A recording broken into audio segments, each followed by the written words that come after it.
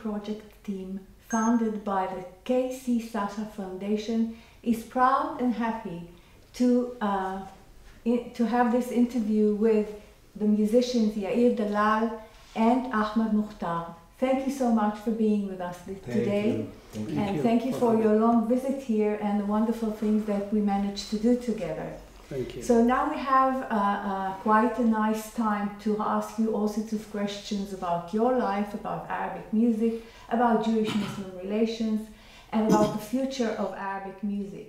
So we will start with you, Ahmed. You were born in Baghdad. Yes. Many years ago, or not too many years ago. Yes. And I would like to hear more about your childhood in Baghdad, your family, the surroundings. Yes, actually, I born in Baghdad, and it's in one of the cities. It's called Shakriya, which is close Al-Azazme, close to the center of the Baghdad. But it was for whom they are, they attained Baghdad, because this is a small district, is not really rich and well managed. So I started my life always. I'm going to the center of Baghdad and to the places there, and my cities and my districts is always, they love music and they play music, and there is a lot of for example, Thursday, there is a lot of wedding. So even sometimes we are just confused which one we have to go, because we have to choose the best singer, the nice singer, so especially in the summers. So it's the music is part of their daily life in music, the oud and the instruments and the singing. The city is district city. This was mixed between southern, which is the الغناء الريفي, the countryside, الغناء الجنوبي, and الجنوبي, yes, the southern singing, and between the maqam, the essential style of singing, of Iraqi singing in center Baghdad. So first of all, my family, they was really competitive a little bit. They are not really open for the music. They want me to be a doctor, also maybe lawyer is better than to be a musician. So they won't object my attending to music and to ask. Was it from a very early age that you felt that music is going to? It's around when I was around 10 and 11. And I started to play a percussion the first few months, and after that I learned oud by our neighbor. He learned me oud. So I go to his home, and he's a little bit older than me, and I learned with him. And from that I started, he guided me to go when I became 11 and 12 to some concert in the district. And after that, when I became 13, 14, I started to play oud very well, and I play percussion very well. So until I finished the GCSE, the secondary school, I decided to attend the Institute of the Fine Arts Department of Music. So there is object from the family, but there is a support. Some members of my family, into bracket, they are communists, so they love music. Yeah. So they say nice and good, and I proved that I'm a good musician during this year. So I attended the institute, and I studied that when I was 15. My age was 15, and even and in that time I had a lot of experience to attend a lot of Chalghi Baghdadi music, and maqam, and al-Mathaf al-Baghdadi, classical Arabic music, classical maqam music, and I attended the concerts and the gigs there by the traditional musicians in the Baghdadi or Baghdad Museum. They do it every Friday.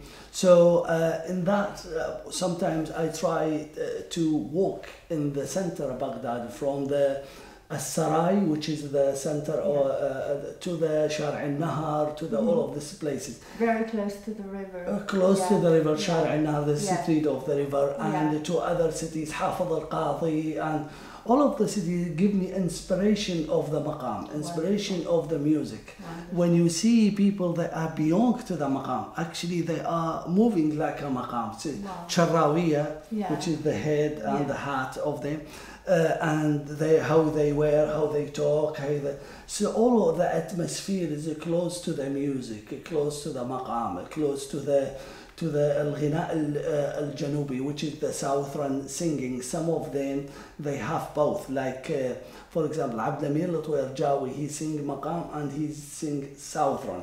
So actually Baghdad was surrounded and saturated with music with a lot everywhere. of a lot of historical things give you Wonderful. inspiration of the music and culture and Wonderful. poetry. Yeah. This is the atmosphere. Yair, you were born in Israel. You know, I hear Ahmed and Yeah, I get excited I'm and sure. jealous. I have no doubt, because you were born in Israel only a few years after your parents immigrated from Baghdad Yes. into Israel. And then after a few years, as I said, you were born. So you have the smell and the sound and the feeling still in the house with your parents. So tell me, how was your childhood with this Baghdadi tradition and culture and atmosphere? Well, you know, my parents with the all Jewish community, almost all the Jewish community, came from Iraq to Israel, from Baghdad especially, because most of the Jews were living in Baghdad. And there were many musicians that came from Baghdad to Israel. And But I'm interested first and foremost to hear about your childhood. yeah. I will tell you. So I was born in a transition camp. Like when they came from Baghdad to Israel, it was they settled in transition camp because there were not houses enough. There were not houses enough, and after that we moved to a city called Ramat Gan, which many Baghdadis were The there. land of Baghdad. And also those musicians. So Ahmed is talking every Friday. Yes, it was the same in Ramat Gan. I'm not sure it was Friday. Maybe it's also Friday. But it was Wednesday for sure or so. There was a place called Bet Ezrach, the house of the citizen, like say. In the middle of Ramat Gan, and they used to gather there, all the Iraqis, and play music from the evening till almost the morning. Maqam, songs, Egyptian songs, you know, but mostly Iraqi songs, that Salah Hakweti songs, Salim Amrad songs. And I was there, I was like 4 years old, I think. And I fell in love with the violin. It was not only the violin, it was like, there were like some people that after that I knew their names, of course. Yusuf Al-Awad playing oud, Daoud Akram playing the violin, Avram Salman, هذا الأعمي, played the blind, but he was extremely played the Qanun, and Albert Elias was playing the ney. Those, they were living in Ramat Gan, was the greatest musician in Iraq. They came to Israel, and I saw this guy, Daoud Akram, playing his violin with black glasses. Yes. I didn't know that he was blind. And a bottle of water near him, which is not water, of course, it was arak. Of course. And I was like amazed by this guy, and I told my father the same. I remember it. And no, I have to say, it's a Daoud Akram playing the violin and a cigarette in his mouth. Goodness. It's very important, because this is the photo that I have in my mind till today, and it's true. After that, it happened to be true that it was not imagination. So I told my father, I want to study violin. And was he happy like Ahmed's family? No, he was like, okay, but you're too young. I said, okay, I will wait. He said, oh, next year. Then I turned to be 5, and I said, Father, you promised me the violin. He said, well, you know, Yair, it's a hard time, I work too hard, and maybe you will wait another year. Okay, I will wait another year. I turned to be 6, and I said, Father, you promised me to study violin. And he started, no. I said, no, this time you promised me, you have to do it. So he said, okay, let's go. We went to the conservatory in Givatayim, and there was the principal of the conservatoire. He's still alive, by the way. And he remembered this story.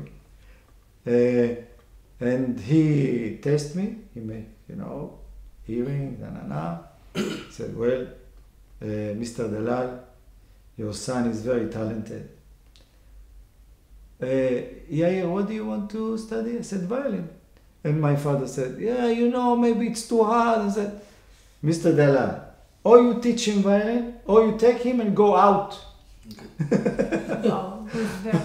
So I started to study violin. We went to a violin maker. His name is Weinstein, and we bought a small violin. It was very expensive those times, small violin, and I started to study violin. But I didn't know that there is a difference between Iraqi music, Arabic music, classical music. I didn't know. Music is music. So they start to teach me classical European music on the violin. And I started to play, and I said, well, this is not exactly the same like I heard or like I hear from the Iraqi musician. But I kept it. And after half a year, I came to my teacher playing some Iraqi tune. And she asked me, what is that? I said, I don't know, I heard it in my house, it's a song in Arabic. She said, well, it's very nice, but we are studying something else. I said, okay. I continue study violin, and I played, all this repertoire, Mozart, Beethoven, Mendelssohn, and during the age of 15, 14, 16, I started to understand this is classical European music, this is Arabic music, this is rock and roll, and the difference between them. Yes. And I knew back then that maybe I have to continue my tradition, because there's a lot of people that will play Bach and Beethoven. It's okay, but there will not be somebody from the new generation that will continue this music. And of course, this music is very strong in your repertoire, and it's really beautiful. It's in my soul, it's not... Yeah. Ahmed, I want to ask you, in Baghdad, among your family, your wider family, did you ever heard anything about the Jews who used to live in there? To be honest, not really, especially in the time was in the 80s, because the government or the ideological of the Ba'ath parties actually they politically against all the communists, all the Jews. They think they're against them or something, and they against even the other people. They're against the government. Not really, but I heard some stories from my granddad. Can you tell us about it? The story was in the district, somebody, he's not a Muslim. That age I was 5 or 6, I don't know who is where is he from. He's not a Muslim, but he's very good. saying he's very good, the Abu Iman, he's very good, was also friends Muslims. When I grew up, and once I asked my granddad, I told him, Muslims, they are nice people, but I say, yes, Islam is, you have to say, Assalamu alaikum, that means peace on you. If you, we are coming for the immoral, if you have no akhlaq, that means you are not a good Muslim. If you, okay. Akhlaq, manners. Manners, if you have no good manners, if you don't love each others, that means you are not a good Muslim. Because Islam say people similar to you, if they are not your brother in religious, they are your brother in the khalq, in the creation. Mm-hmm. They are similar to you. I thought, okay, granddad, what about that guy you talking about him? He is nice, but he is not a Muslim. He say, every person is good, he is a Muslim. I thought, what about that guy? He say, I think he is not a Muslim, maybe he's Jews. So I told him, where does he live now? He said, oh, he is now immigrant. He went to outside Iraq. I told him, where? He said, to Israel.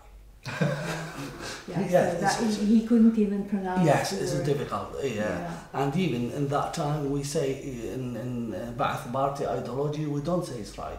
We say Al-Kiyan al-Sahiyoni. Al-Asaba al-Sayoniyya. Yeah, Sayoniyya. And even Salih al-Kuwaiti Sayoni. From there. Yeah. So, she is from Israel. So that was a secretive. Yeah, secretive. So the first time I heard about the nice person, he is not a Muslim and he is a Jew and he a good person and he live with them in peace and they have you got any problem? No, we call him, that's he working in the goldsmith and we always صراف and بعد ذهب يشتغل. So نعطيه وناخذ من عنده we'll give him complete and we'll, trust. Trusted persons, very nice persons. Oh, wonderful. Yeah. In your household, I'm sure your parents told you a lot of stories about their Muslim neighbors. Do you remember anything in particular? Well, they told many stories, but you know, it was a break. I don't know if to say a break. It was like a disaster between Jews and Muslim relationship after the Farhud. Yeah, but let's talk about. But only also about the Farhud. You know, my father always says, they save us. Our neighbor Muslim saved us, and my father is now 92, and he still remember, and he always tell this story that during this Farhud, they got him in the street. He was, I think, around 14 years old or something like that. He came back from school, and he got him from this, in the street, a group of Muslim kids, and actually they wanted to kill him. And one of them, he recognized him, and he was the son of the chief of the police. He said, no, this is my friend, Musa Dalal. Musa is my friend. You will not touch him or I will call my father. And he saved him. So he always remember, till now, like 2 weeks ago, he told me again this story. So, you know, the relationship between the Jews and the Muslim in Baghdad, as far as we know, there before 1940 and after 1940. So before 1940, it was amazing. After that, it started to be a little bit problematic, but still, it was only one time. It was not during those periods. It was one time, and we know that Salim Amrad, her best years were between 40 and 55. And Salah al-Kuwaiti and the band of the radio, well, the best year was between 1940 and 1952 till the immigrant. So the relationship, you know, was generally very good, but it was this suspicious that started to be between the two communities. It is very interesting because scholars now agree that the Farhud, first of all, was the first and only terrible event between the relationship of Jews in their surrounding society, and they all agree that without the help of the Muslim neighbors, it would have been much more catastrophic. Much more catastrophic, and I there want to are add to endless that. stories about Muslims who helped Jews everywhere. Yeah. And truly, we have to say, truly, it was not the Muslim idea. Exactly. It was the Nazis' idea. With the Nazis' Mufti party. of Jerusalem. With the Mufti of Hajan Jerusalem. Husseini, yes. Yeah. So it wasn't something that was developed and encouraged by the local population or the local probably government. not. It was a collaboration of outsiders who enticed the local population. So that was one and only event actually. But I want, as you told me about your childhood, I would like to present to the people who watch us how the music actually gapped all this huge period of people Jews and Muslims who weren't together. Because, for example, we have this wonderful piyut, or as we say in Arabic, shbah, of Yaribon Alam. And Yair, if you can please show us a small part of Yaribon Alam, and then we'll show the Arabic version of it. So Yair will start.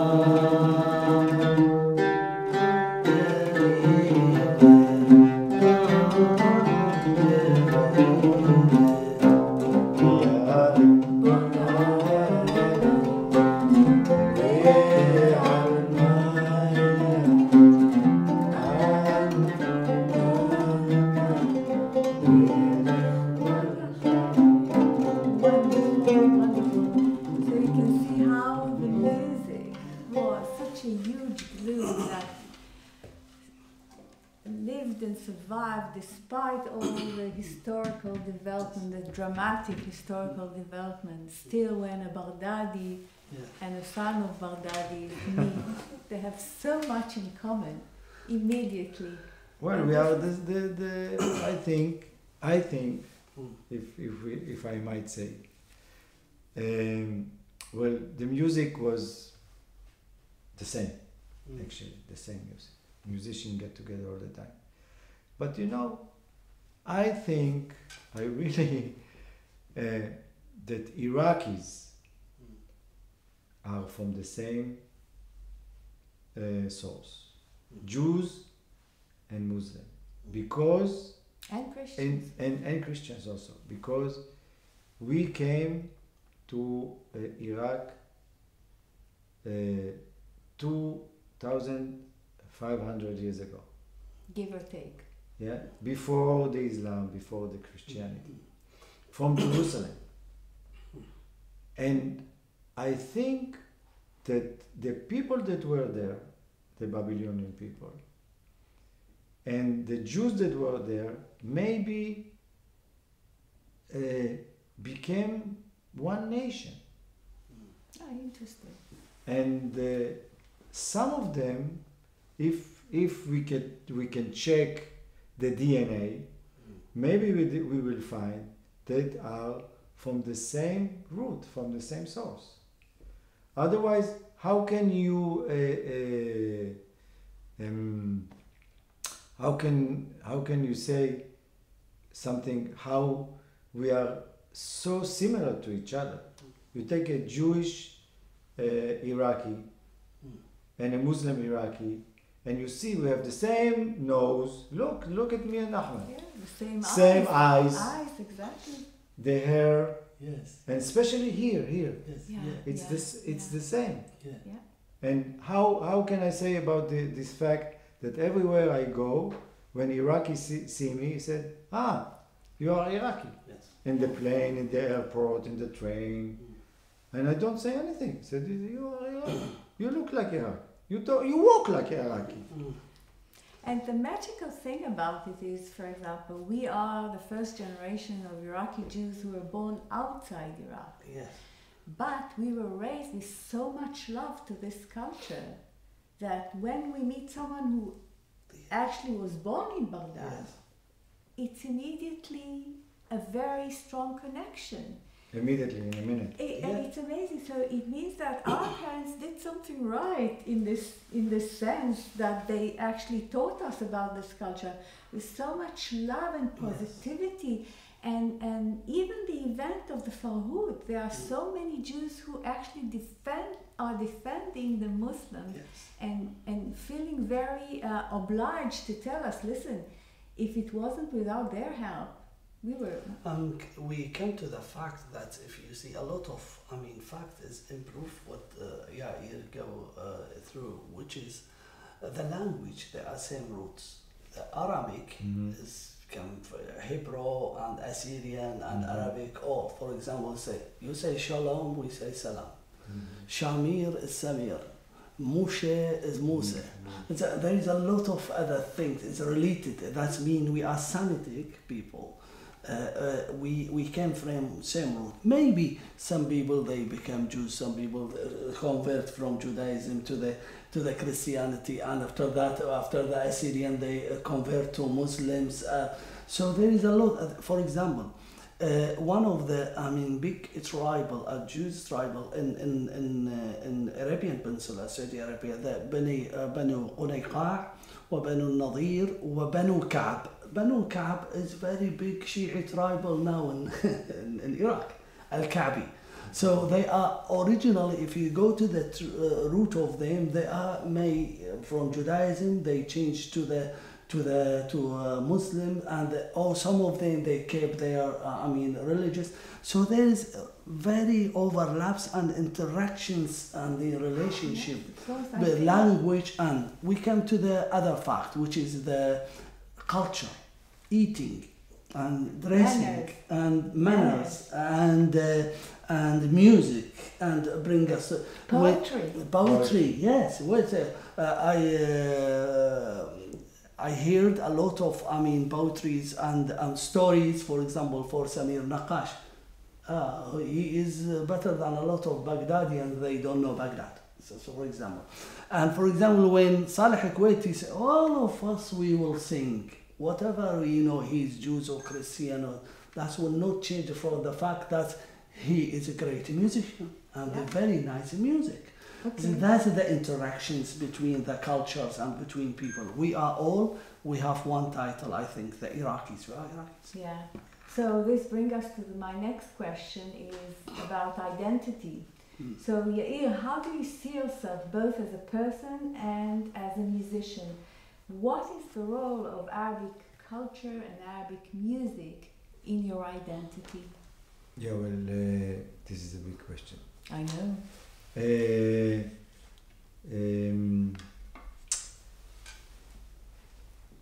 If I think and if I say what is the identity, first of all, I'm a human being. This is what I say. First of all, I can say that I'm an international even human being. This is my agenda, and I wish that one day we will not have to carry any passport with us, especially if we are artists. I had an idea back in the past, and still I have this idea to have a special passport for artists. You don't mention country. You write artist. We belong to the country that is artist. This is what we belong. So we can go everywhere. But if I go more details, well, I'm of course a Jew. I'm a Middle Eastern Jew. I'm an Israeli. I was born in Israel. And I consider myself as an Arab Jew. I know in some point people will raise their eyes and say, how come you are an Arab Jew? I say, well, there is an English Jew. There is a French Jew. There is an American Jew. I'm an Arab Jew. I'm an Iraqi Jew. My culture, my language, I speak it, I understand it, I raised around. My music, the food that I like is actually an Arabic food or Indian food, which culture, is my culture. I play the oud. Yeah. And if I go specifically to my musical, I like a lot many kinds of music. But I decided, and it was coming from my soul. It's not a decision of my brain, that I will compose my stuff, my new composition, based on the Iraqi or Arabic music, with influence that I will pull to it. Like, this is the center. It's like this round table. Heart, yes. Yeah, this is the heart, and from here will come jazz, blues, Balkan, Indian. Wonderful. Can you show us a small example? And I can show you on the violin. Wonderful. A short example would be lovely. On the oud. I love, let's say, I love the blues very much. Yeah. Mm-hmm. So, there I go. So,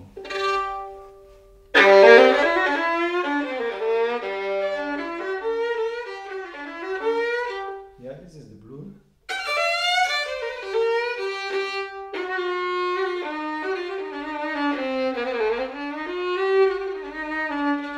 can move from here to here. Yes. Like if one of my composition is like.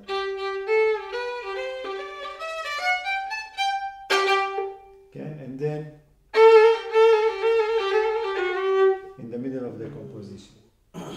So it's an integral part of East and West. East and West, Arabic, and sometimes klezmer and whatever. And when I want to be specific, I can be very specific.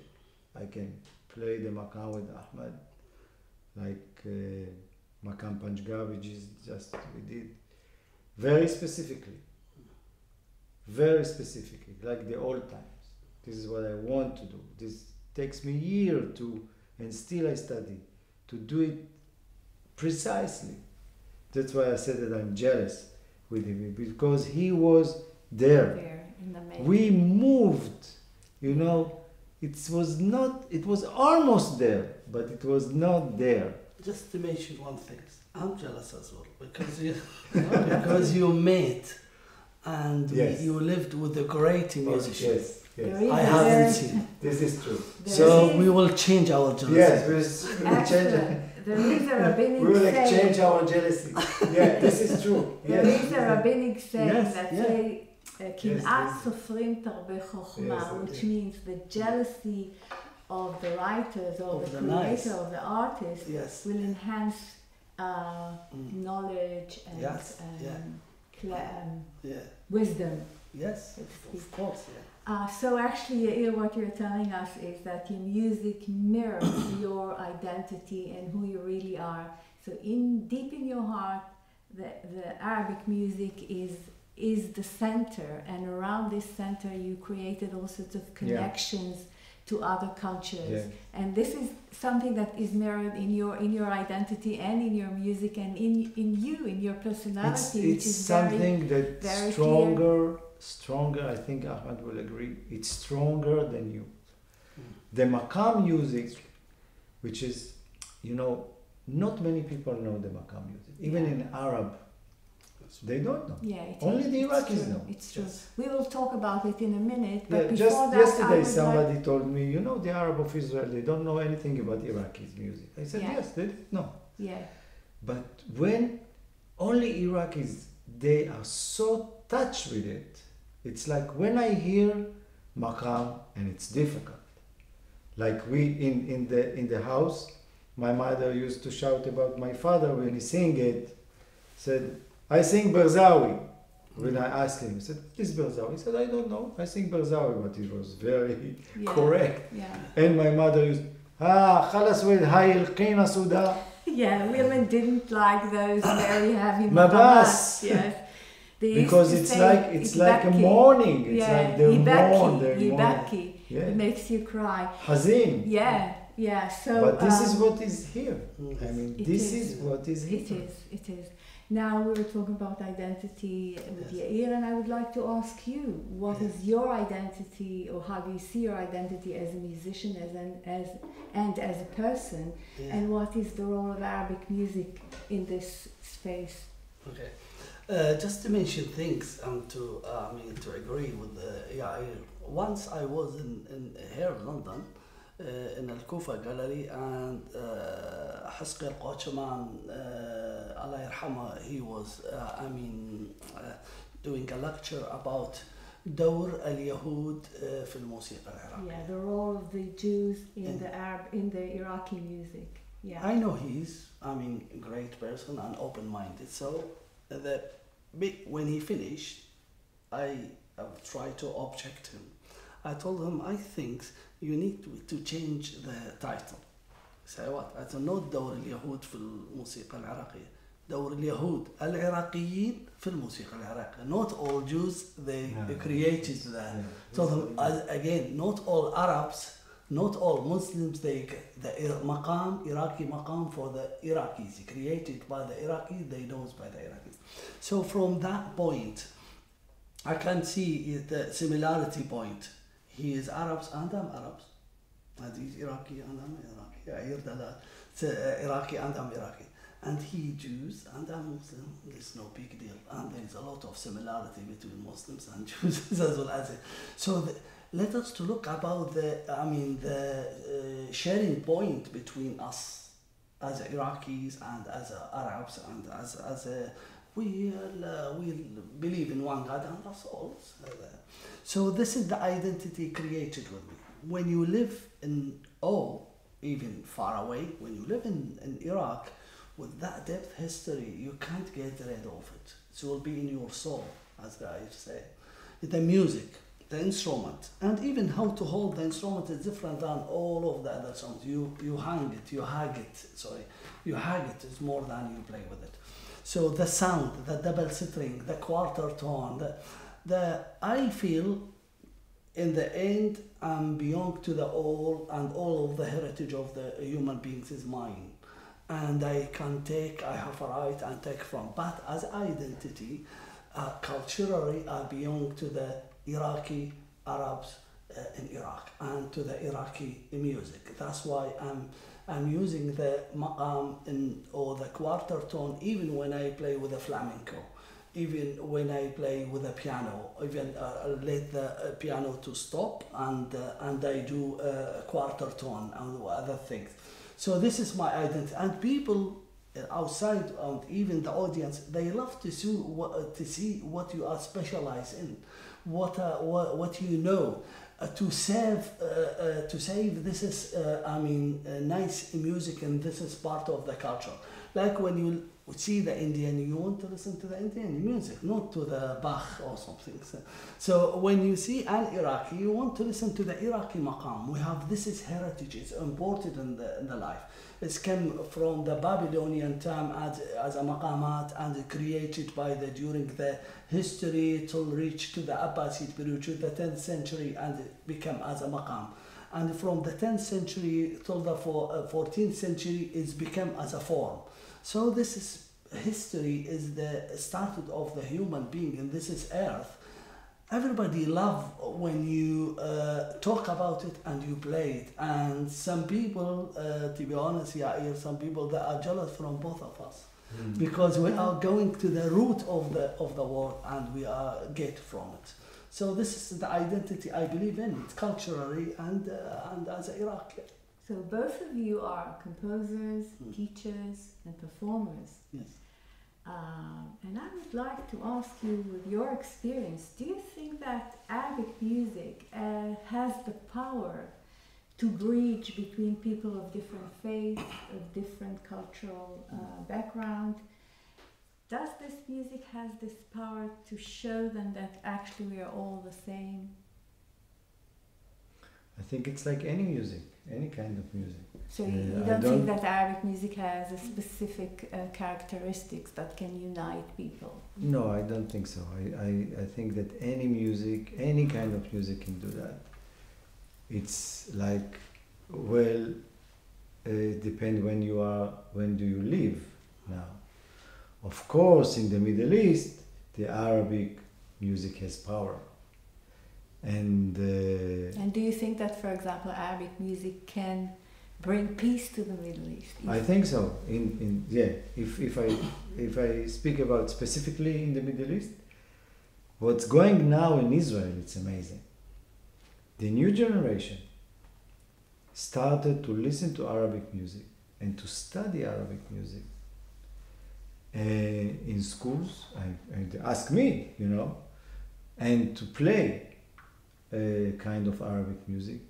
And really young people, like 20, 22, they sing in Arabic. Jews, I'm talking about Israelis, not Arabs. Israelis. They find it beautiful, they find it attractive, they find it interesting, and this is what it is. And young people are getting together, Arabs and Jews, to play. I mean, we started to do it many years ago, but it was very difficult. Very, very difficult. You have to get rid from superstitions, from beyond. You have to get rid from thinking about war and everything, many wars between Arabs and Jews along the history. And you have to get rid from many awful thoughts about each other. But now you can see young people, they are free from that. Fantastic. Yeah, it's fantastic. You know how many students I have? Wow, wonderful. And I just, Ashkenazi people, people that don't have anything to do with Arab culture. And they are attracted. Yeah, teach me a song in Arabic. I said, okay, I teach you. And I write in Hebrew letters and they start to go word by word. Wonderful. Ahmed, what is your experience in Arabic music as a force of uniting people? I think yes, and strongly yes. To be honest, let us to talk about two examples. For example, Syria and Iraq, they was really politically, they are against each other as a government, but always we love to listen to Sabah Fakhri. And in spite of Saddam said, don't listen to the Syrian and the Assadis. So they listen to the Iraqi music. When I went to Syria, they asked me, what is the Iraqi maqam? How you play the Georgina? And so they don't care about and Sabah Fakhri himself sings Iraqi songs. Of course, for the without the Georgina. Yeah, they are really not really good in some Iraqi Yes, Iraqi rhythms. That's the identity of the music. Yeah.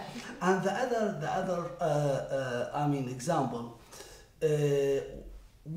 those people, they love Iraqi maqam, and especially the Iraqis, and they love the original of the Iraqi maqam without like from the Jews or from something. In spite of the propaganda, I don't know about Israel, but in Arab country against Israel or Israel, they were. But we listen to the Israeli radio to listen to the Iraqi music. This is something that I just lately realized. And this is risky, by the way. Yeah, maybe you will go not to the prison. I'm sorry, so you will go to the hell. Yeah, because you will listen. Yeah. Because they will not explain it that you are listening to the song or to the Salih al-Kuwaiti. To the Zionists. To the Zionists, so but we listen. See, that's telling you something that the music attracts people and bring people, and we listen to everybody is doing nice music and Iraqi music and Arabic music. So that's the I think music, if they leave the music, will bring us together. We should vote for you to be the leaders of the Middle East, and then we can be ambassadors.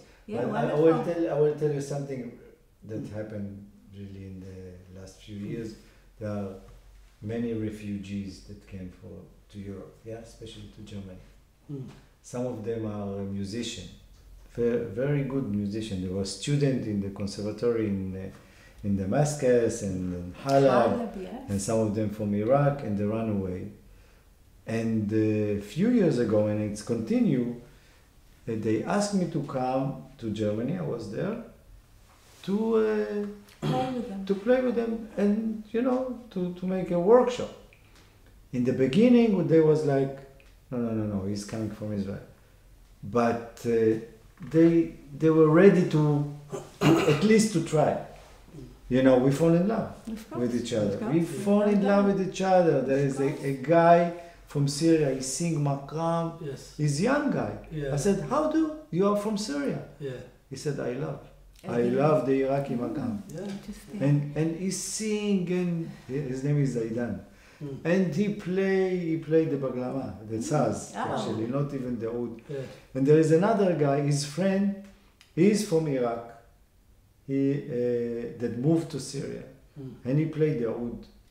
And it's amazing to, we are like, they are like my young brothers. Wonderful to hear this. Listen, my dear friends, I'm sure we can talk and talk and talk hours on end, but we have a limited time.